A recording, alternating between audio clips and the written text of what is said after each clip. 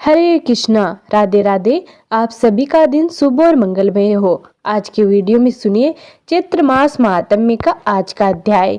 श्री महादेव जी बोले, इसके बाद ब्रह्मा जी के पुत्र मुनि श्रेष्ठ नारद ने कैलाश पर्वत पर आकर देवादिदेव त्रिलोचन शिव जी से अश्रुपूरित नेत्रों से कहा, देवादिदेव महादेव, आपको नमस्कार है। परमेश्वर, मैं नारद दक्ष प्रजापति के घर से आया हूँ। आपने यह समाचार सुना या नहीं कि आपकी प्राण प्रिया सती दक्ष प्रजापति के यज्ञ में गई हुई थी। वहां आपकी निंदा सुनकर उन्होंने क्रोधित होकर अपना देह त्याग कर दिया है।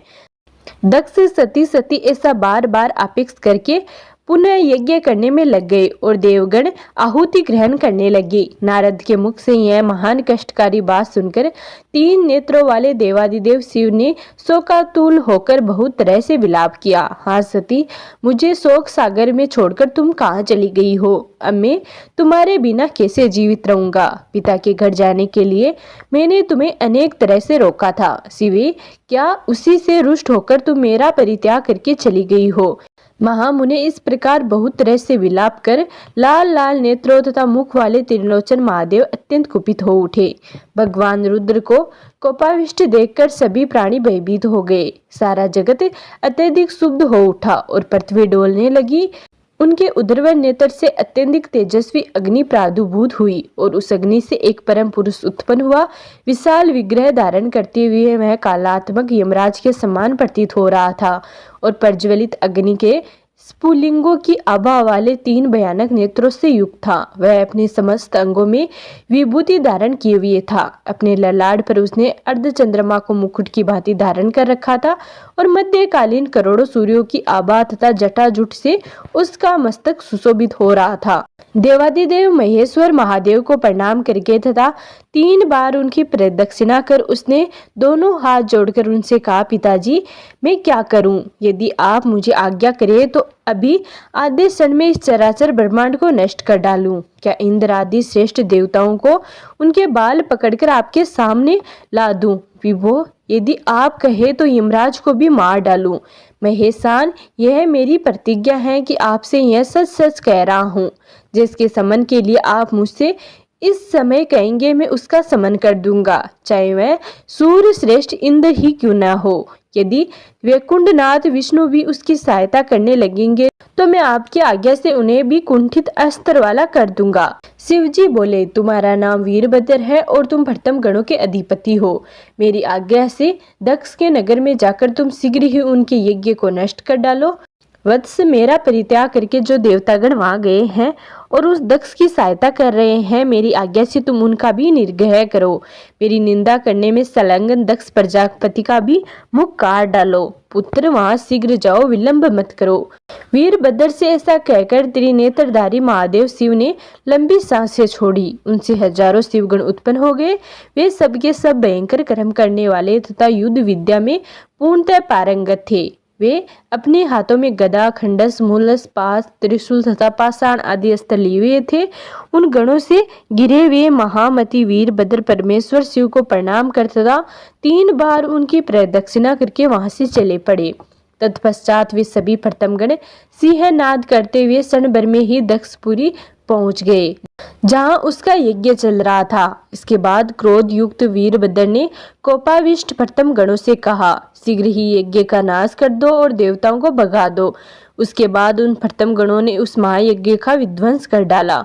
कुछ गणों ने यज्ञ के खंभे उखाड़कर उन्हें 10 दिशाओं में फेंक दिया। किसी ने यज्ञ कुंड की अग्नि बुझा दी तथा अन्य गण हव्य खाने लगे और क्रोध से लाल लाल आंखों वाले कुछ गण देवताओं को खदेड़ने लगे। इस प्रकार उन भयानक रूप वाले प्रथम गणों के द्वारा ध्वंस किए गए यज्ञ को देखकर विष्णु ने वहां आकर प्रथम गणों से यह वचन कहा, तुम लोगों ने यज्ञ को क्यों नष्ट किया है और देवताओं को क्यों भगा दिया है? तुम कौन हो? इन सभी बातों को बताओ, देर मत करो। प्रथमों ने कहा, प्रभु, हम लोग देवादिदेव शिव के द्वारा भेजे गए प्रथम गण हैं। हम शिव को अपमानित करने वाले इस महायज्ञ को नष्ट कर रहे हैं। इसी बीच प्रतापशाली वीरभद्र ने क्रोध में आकर प्रथम गणों से कहा, शिव के प्रति द्वेष भाव रखने वाले वह दुराचारी दक्ष कहाँ हैं? इन सभी को पकड़कर मेरे सामने ले आओ। इस प्रकार आदेश पाकर प्रथम गण क्रोधित होकर 10 दिशाओं में दौड़ पड़े। वे क्रोधाभिभूत होकर सभी देवताओं को पकड़ पकड़ कर रोंदने लगे। कुछ गणों ने सूर्य को पकड़कर उनके दांतों को चूर चूर कर दिया और किसी गण ने अग्निदेव को बलपूर्वक पकड़कर उनकी जीभ काट ली। किसी ने भय के मारे भागते हुए मृग रूपधारी यज्ञ पुरुष का सिर काट लिया और किसी ने देवी सरस्वती की नाक काट ली। किसी गण ने अर्यमा की दोनों भुजाएं काट डाली तो दूसरे गण ने अंगिरा ऋषि का ओष्ठ भी काट लिया। किसी गण ने यम, त्रिनेत्र तथा वरुण देव को बांध लिया। ब्राह्मणों को देखकर उन्हें विनय पूर्वक प्रणाम करके प्रथम गणों ने कहा, विप्रगण, आप लोग भय का त्याग कर दीजिए और यहाँ से चले जाइए। उसे सुनते ही सभी ब्राह्मण यज्ञ में प्राप्त वस्त्र, अलंकार आदि लेकर अपने अपने घर चले गए। परम बुद्धिमान इंद्र ने मोर का रूप धारण कर लिया और उड़कर पर्वत पर जाकर के वे छिपकर यह सब कौतूहक देखने लगे। इस प्रकार प्रथम गणों के द्वारा भगा दिए गए श्रेष्ठ देवताओं को देखकर नारायण विष्णु मौन होकर मन ही मन सोचने लगे, यह मूर्ख बुद्धि दक्ष शिव से विद्वेष करते हुए यज्ञ कर रहा है। तब यदि उसे वैसा फल नहीं मिलता तो वेद वचन ही निरर्थक हो जाता। शिव के प्रति दक्ष का विद्वेष होने से निस्संदेह मेरे प्रति भी उसका द्वेष भाव ही हुआ, क्योंकि मैं ही शिव हूँ और शिव ही विष्णु है। इस प्रकार हम दोनों में कोई भेद नहीं है। मैं दक्ष के द्वारा इस विष्णु रूप से विशेष रूप से पार्थिक हुआ और महादेव के रूप में निंदित भी हुआ हूँ। इसका भी दो प्रकार का भाव है। यह कर्म तथा मन से दो तरह का भाव रखता है। अतः मैं भी अब वही करूंगा। मैं विष्णु रूप से रक्षक तथा शिव रूप से सहारक बनूंगा। इस प्रकार सने मिश्रित युद्ध करके और फिर उसमें पराजित होकर स्वयं रुद्र रूप से उस दक्ष का समन भी करूंगा, इसमें संदेह नहीं है। इसके बाद मैं देवताओं को साथ लेकर यज्ञ पूर्ण करूंगा। यही विष्णु की आराधना का फल आ गया है। इस प्रकार मन में निश्चय करके शंख, चक्र तथा गदा धारण करने वाले भगवान विष्णु ने प्रथम गणों को रोक दिया और वे सिंहनाद करने लगे। इसके बाद वीरभद्र ने क्रोधित होकर सनातन विष्णु से कहा, विष्णु आप ही यज्ञपति है, ऐसा श्रुतियां कहती हैं। इसी महायज्ञ में शिव की निंदा करने वाले वह दुराचारी दक्ष कहाँ है? उसे आप स्वयं लाकर मेरे हवाले कर दीजिए, नहीं तो आप मेरे साथ युद्ध कीजिए। प्राय विशिष्ट शिव भक्तों में आप अग्रणीय हैं और आप ही शिव के प्रति द्वेष भाव रखने वालों के हित के लिए तत्पर भी दिखाई दे रहे हैं। तत्पश्चात विष्णु ने मुस्कुराकर कहा, मैं तुम्हारे साथ युद्ध करूंगा। मुझे युद्ध में पराजित करके दक्ष को ले जाओ, मैं भी तुम्हारा पराक्रम देखता हूँ। इतना कहकर विष्णु ने धनुष उठाया और चारों ओर बाणों का जाल फैला दिया। उन बाणों से सरबण में ही प्रथम गणों के सभी अंग सत विकसित हो गए। सैकड़ों गण रक्त का वमन करने लगे और हजारों बेहोश हो गए। इसके बाद उस वीरभद्र ने भी विष्णु को लक्ष्य करके गदा चलाई। उनके शरीर का स्पर्श करते ही उस गदा के सैकड़ों खंड हो गए। तब विष्णु ने भी रोष में आकर वीरभद्र की ओर गदा चलाई। महामुनि वह गदा भी उसके पास जाते ही उसी तरह 100 टुकड़े में हो गई। तदंतर क्रोध से दीप्त नेत्रों वाले अंतरात्मा विष्णु ने क्षण भर में ही लोहमयी एक दूसरी गदा उठा ली। तत्पश्चात खड्वाग लेकर वीरभद्र ने उन गदाधारी विष्णु के बाहुखंड पर प्रहार करके उनकी गदा भूमि पर गिरा दी। इससे अत्यंत कुपित विष्णु ने अपने तेज से प्रज्वलित महाभयंकर सुदर्शन चक्र को उस वीरभद्र के ऊपर चला दिया। मुने उसे देखकर वीरभद्र ने भी मन में भगवान शिव का स्मरण किया। उससे वीरभद्र के कंठ तक पहुंचा हुआ वह चक्र माला की भांति सुशोभित होने लगा। तत्पश्चात युद्ध में भगवान विष्णु ने क्रुद्ध होकर सैकड़ों सूर्यों की भांति क्रांति वाला खंडक ले लिया और वे वीरभद्र को मारने के लिए दौड़े। तब विशाल भुजाओं वाले प्रतापी वीरभद्र ने उसी क्षण अपने हुंकार मात्र से खंडक तथा उन विष्णु दोनों को स्तंभित कर दिया। उसके बाद क्रोधामद वह वीरभद्र स्तंभित हुए उन विष्णु को मारने के लिए शूल तथा मुगद उठाकर उनकी ओर झपटा। उसी बीच यह आकाशवाणी हुई कि वीरभद्र रुक जाओ। युद्ध में इस तरह से क्रोध को प्राप्त होकर क्या तुम अपने को भूल गए हो? जो विष्णु है वे ही महादेव है और जो शिव है वे ही स्वयं विष्णु है। इन दोनों में कभी कोई अंतर नहीं है। यह सुनकर महामती वीरभद्र ने शिव स्वरूप विष्णु को नमस्कार कर दक्ष के केस पकड़कर यह वचन कहा, प्रजापति, तुमने जिस मुख से परम पुरुष देवेश्वर शिव की निंदा की है, अब मैं उसी मुख पर प्रहार करता हूँ। ऐसा कहकर क्रोध से अत्यंत लाल नेत्रों वाले वीरभद्र ने दक्ष के मुख पर बार बार प्रहार करके अपने नख के अग्रभाग से उसे काट डाला। साथ ही जो लोग महादेव की निंदा सुनकर हर्षित हुए थे, प्रथमाधिपति वीरभद्र ने उनकी भी जीभ तथा कान काट डाले। इस प्रकार यज्ञ के विनष्ट हो जाने पर ब्रह्मा जी कैलाश पर्वत पर गए और भगवान शिव को प्रणाम करके यज्ञ विधान के लोप की बात कहने लगे। ब्रह्मा जी ने महादेव जी से कहा, आप ऐसा क्यों कर रहे हैं? जगत माता ब्रह्म स्वरूपिणी सती जो सनातन है, उनका देह ग्रहण और जन्म लेना तो भ्रांतिपूर्ण है और विडंबना मात्र है। वे तो जगत व्यापिनी महामाया है। उन्होंने ही दक्ष को मोहित करने के लिए यज्ञ कुंड के पास छाया सती को स्थापित कर दिया था। दक्ष प्रजापति को मोहित करने के उद्देश्य से वही छाया यज्ञ अग्नि में प्रवेश कर गई और पराशक्ति भगवती स्वयं आकाश में विराजमान हो गई। क्या उस रहस्य को आप नहीं जानते हैं? फिर ऐसा क्यों कर रहे हैं? देवादिदेव आइए और अपने शरणागतों पर कृपा कीजिए। आप तो विधि का संरक्षण करने वाले हैं, अतः विधि का लोप मत कीजिए। हम लोगों के साथ वहाँ यज्ञ संपन्न करने के पश्चात परमेशानी सती की विधि पूर्वक प्रार्थना करके आप उन्हें पुण्य अवश्य ही प्राप्त कर लेंगे। महादेव, अब आप दक्ष प्रजापति के घर चलिए। भगवान, मुझ पर अनुग्रह कीजिए, आपको अन्यथा नहीं करना चाहिए। उनकी यह बात सुनकर शिवजी दक्ष प्रजापति के घर गए। वहां शिव को आया देखकर वीरभद्र ने उन्हें प्रणाम किया। उसके बाद भगवान शिव की प्रार्थना करके ब्रह्मा जी ने उनसे पुनः आदर पूर्वक कहा, महेशमान, अब आप आज्ञा दीजिए जिससे यह यज्ञ पुनः प्रारंभ हो सके।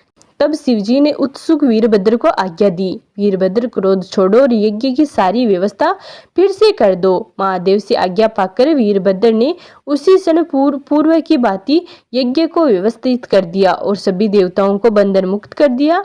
उसके बाद ब्रह्मा जी ने देवादिदेव त्रिलोचन शिव से फिर कहा, परमेश्वर, अब दक्ष को जीवित करने के लिए आज्ञा दीजिए। उन ब्रह्मा की यह बात सुनते ही भगवान शंकर ने कहा, वीरभद्र, महाबाहु दक्ष को अब अवश्य ही जीवित कर दो। देवादिदेव शंकर का यह वचन सुनकर बुद्धिमान उस वीरभद्र ने एक बकरे का सिर जोड़कर दक्ष प्रजापति को जीवित कर दिया। जो लोग ईश्वर की निंदा करते हैं वे निश्चय ही गूंगे पशु हैं। मुने, ऐसा विचार करके वीरभद्र ने दक्ष को बकरे का सिर जोड़ा था। ब्रह्मा जी के प्रार्थना करने पर सभी देव आदि भय मुक्त होकर पुनः आ गए। दक्ष प्रजापति ने महेश्वर को आहुति देकर यज्ञ का समापन किया। उसके बाद ब्रह्मा विष्णु ने दक्ष प्रजापति से कहा, अनेक स्तुतियों के द्वारा आदर पूर्वक शिव की आराधना कीजिए। बहुत दिनों तक देवेश्वर शिव की निंदा करके आपने जो पाप अर्जित किया है उससे मुक्ति की इच्छा रखते हुए आप सनातन भगवान शिव की स्तुति कीजिए। ये भगवान शिव स्वभाव से ही असुतोष और शिव नाम लेने मात्र से प्रसन्न हो जाते हैं। आपके प्रति इनकी अप्रसन्नता तब नहीं रहेगी। उन दोनों की यह बात सुनकर दक्ष ने शाश्वत परमेश्वर भगवान महादेव को प्रणाम किया और उनका स्तवन करना आरंभ किया। दक्ष बोले, आपको तत्वत न तो विष्णु, न ब्रह्मा और न मुख्य योगी गण ही जान पाते हैं, अतः दुर्बुद्धि में आपके उस दुर्गम्य स्वरूप को जानने में कैसे समर्थ होता? आप ही सबके बुद्धित्व है, आपकी इच्छा के अधीन ही ये सभी लोग हैं। तब आपकी इच्छा के वशीभूत मेरे द्वारा आपकी निंदा करने से मेरा कैसा अपराध हुआ? आप शुद्ध परम्परार्थ पर तत्व हैं तथा ब्रह्म आदि देवताओं के द्वारा पूजित हैं। मैं आपके महान चरित्र तथा स्वरूप का वर्णन कैसे करूं? मैं आपकी शरण में आया हुआ दास हूँ। आपका चरण युगल छोड़कर मेरे लिए दूसरा अवलंबन ही क्या है? शंभु, आप मेरे उस अपराध को क्षमा कीजिए और अपने कृपा गुणों से पाप रूपी सागर से मेरा उद्धार कीजिए। पशुपते, आप भगवान परमेश्वर है। इस जगत में जो भी निर्मल अथवा महान लोग हैं वे सब आपके ही रूप हैं, क्योंकि आप विश्व रूप हैं। उस आप परमेश्वर के विद्यमान रहते मेरे द्वारा की गई निंदा से उत्पन्न पाप भला कैसे रह सकता है? विश्वेश्वर, कृपा पूर्वक मुझ शरणागत तथा दीन की रक्षा कीजिए।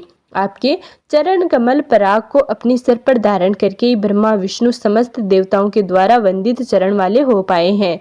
इस सभा में आए हुए आप सुवेश्वर को जो मैं अपने नेत्रों से देख पा रहा हूँ वह तो मेरे पूर्वजों का अतुल्य भाग्य है। इस जगत में सभी देहधारियों में कुर्बुद्धि तथा सुरबुद्धि के रूप में आप ही हैं। आप ही सबकी निंदा तथा वंदन के पात्र हैं, अतः मेरा कोई अपराध नहीं है। दक्ष के इस प्रकार प्रार्थना करने पर आशुतोष दया सिंधु भगवान शिव ने अपने दोनों हाथों से उन्हें खींचकर उठा लिया। शिव के अंग से स्पर्श मात्र से ही दक्ष प्रजापति कृत्य करते हो गए और अपने को जीवन मुक्त के समान तथा महान भाग्यशाली समझने लगे। मन, वाणी तथा शरीर से परम शक्ति से संपन्न होकर दक्ष प्रजापति ने अनेक विध उपहारों द्वारा शंकर का अद्भुत सत्कार किया। उसके बाद ब्रह्मा जी ने महादेव जी से पुनः भक्ति पूर्वक कहा, परमेश्वर एकमात्र आप भगवान सदाशिव भक्तों पर अनुकंपा करने वाले हैं, क्योंकि आपने अनुग्रह पूर्वक मेरी प्रार्थना सुनकर दक्ष प्रजापति की रक्षा की। आपको छोड़कर यदि देवतागण कहीं भी यज्ञ पाएंगे तो वे उसी क्षण निश्चय ही पूर्वोक्त दशा को प्राप्त होंगे। जो नराधर्म यज्ञ में आपके बिना अन्य देवताओं का यजन करेंगे, उनका यज्ञ कार्य नष्ट हो जाएगा और वे महापाप के भागी होंगे। तो ये था आज का अध्याय।